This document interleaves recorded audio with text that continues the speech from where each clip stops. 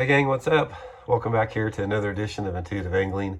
Really appreciate you guys taking some time to watch the video. Today we're going to give you guys some tips and advice on choosing the right spinning reel. As far as what to look for if you're not familiar with it, I'll give you guys sort of my opinion, what I like. We had some pretty good response yesterday to our bait casting reel advice, so I thought we'd do spinning reel today. So anyway, I'm still fighting off the sinus infection or whatever it is. So I'm a little voice is a little scratchy this morning. I may start sneezing, so just bear with me with that. So anyway, real quick before we get started here, I want to give you guys a reminder, if you guys are interested in getting a new spinning reel, Bait Works here in Springfield, Missouri has a wide selection of them. I'll include the link in the description. You can go online for that. If you use that link, it's a good way to help support the channel. And also in my View Products tab, when you start the video at the bottom, it says View Products. I'll put some spinning reels in there you guys can look at. Much appreciated. Okay, guys, spinning reels, in my opinion, I've used them in fact, I started out with spinning reels. I started out with the old Mitchell 308. So I've used so many different styles and models and that type of stuff over really the past 50 years. They're a little bit more simple than a bait caster as far as what you look for. Overall, for the most part, you don't have the selection with spinning reels that you would do with bait casters, but there are some things that I would suggest that you look at before you buy one. First of all, let's talk about the reel in general here. This is the one I use. It's the Lew's TLC 3000. Again, I buy these. I don't know, they don't give them to me. I buy them just like you guys do. There are a lot of good reels out there. This is just the one I use.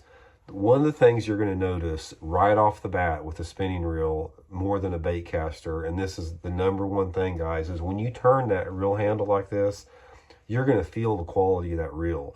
And the quality of that reel is completely based upon not only the components of the reel, but how many ball bearings the reel has.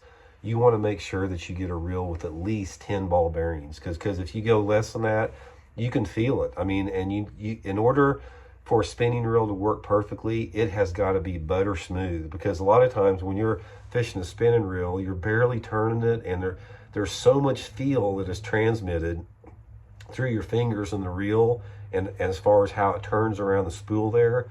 It's like if you're working a drop shot or shaky head, it needs to be butter smooth. So this one, I think it's 11 ball bearing, but try to pick the spinning reels that has the maximum amount of ball bearings. That's going to be the biggest thing I can tell you right off the bat.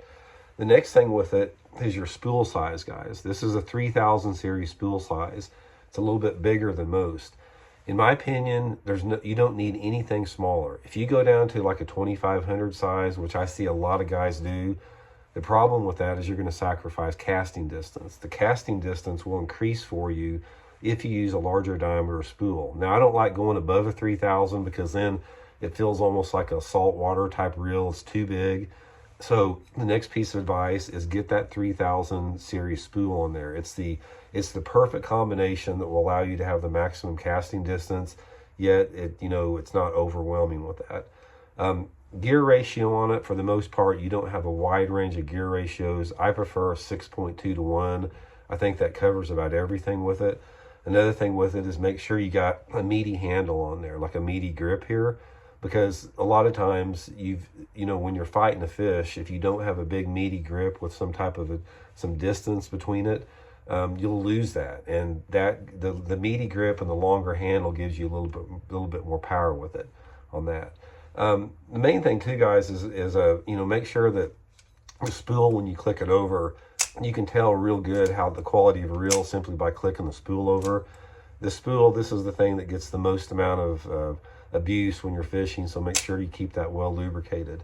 But the main thing, guys, it's a lot simpler than bait casters. It's a matter of feel.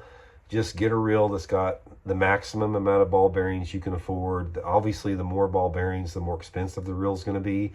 One thing that I found about spinning reels, guys, is there's a big difference in how a reel feels in cost comparison to a spinning reel versus a bait caster. And what I'm talking about here is you can take a $130 bait caster and put it up against like a $300 bait caster, and a lot of times you can't tell much difference. But if you take like a $75 spinning reel versus like a $170 spinning reel, there's a massive difference in how it feels. You can't believe the difference with that.